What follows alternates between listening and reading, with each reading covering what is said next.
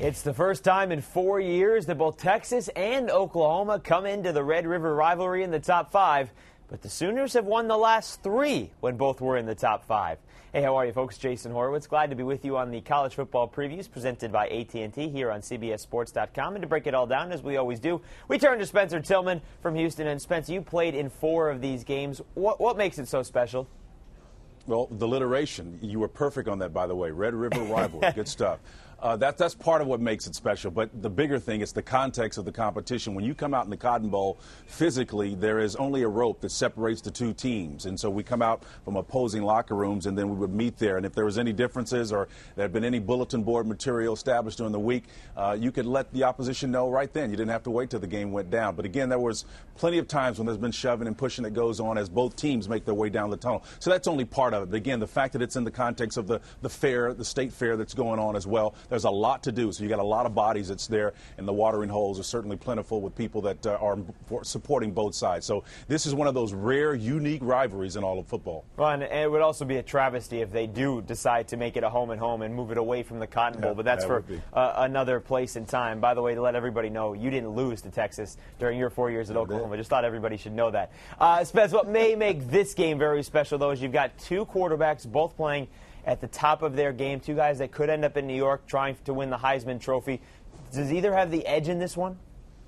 I don't know. Listen, I think the fact, Jason, that the Big 12 did a little bit of sleight of hand this year. Their conference play didn't start until this week. I mean, actually last week. So that was the first week. So everybody else had got a week ahead of the Sooners against relatively weak competition. So we've got this kind of, I don't know, it's kind of a delayed sense of who they really are. And so we don't really know who these teams are against top-notch competition. We know that they can manhandle some of the teams that are lesser competition. But I still have a lot of reservations for both teams. They both have great offenses. Colt McCoy seems like he's shouldering much of the offense for Texas. Meantime, you've got so many offensive weapons that Sam Bradford has at his disposal for the Sooners, and they look pretty stout. But again, I'm not quite sold that both of them against solid competition would be as prolific. So you're not sold on either of these teams yet, despite that they're 1-5 in the nation?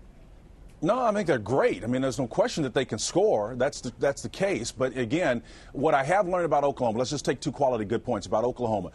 They came in ready. Last week against Baylor, they did a fine job. No look ahead there. Remember against Colorado the week before last year, Colorado upset them before this big match. And so it kind of put a damper on things. Well, you look at how Oklahoma's doing things differently this year. They were focused last week. So, yes, they're better from a preparation standpoint. Texas looks a lot much better on the defensive side of things with Will Muschamp. Doesn't have all the parts there, but I'm telling you, their front 7 is about as stout as anybody. I'd put them in the top 5 in the country. But again, it's come for the most part against competition that's not the strongest, at least when juxtaposed to some of the national teams. So there's still just a lot of questions out there for me. Well, you talk about Will Muschamp, his defense, number 1 in the nation in sacks.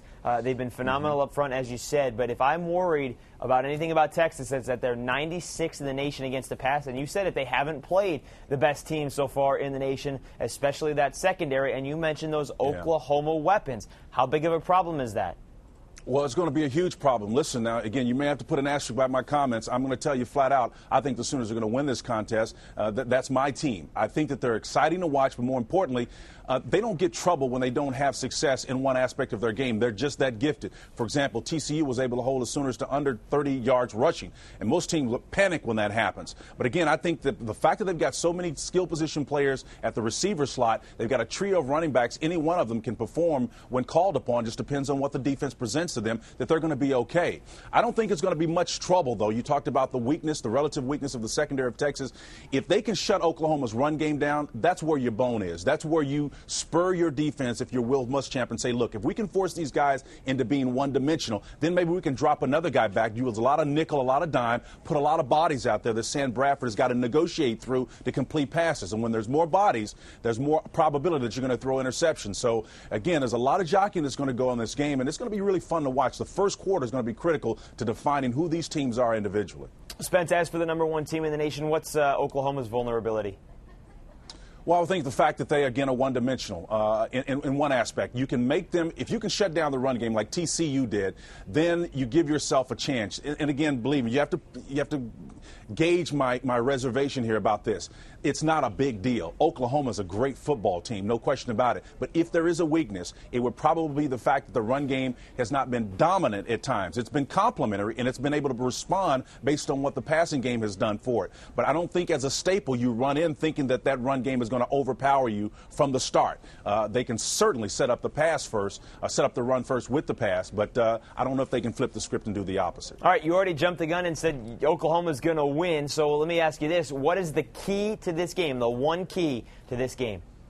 Well, I think it's balance from Oklahoma's standpoint. They got to get balance. It can't be 25 yards rushing and then, 330 yards or 411 like Sam Bradford had a couple of weeks ago in his career performance. But from Texas' standpoint, I think that their secondary has got to step up. And when Oklahoma tries to stretch the field, if they can get pressure on Sam Bradford and disrupt things like no one else has pretty much been able to do this year, then I think that Texas has a chance. Those are the two keys for the respective teams. All right, getting pressure. Texas has done it all year. Number 1 in the nation in sacks. Spencer Tillman, thank you very much, sir.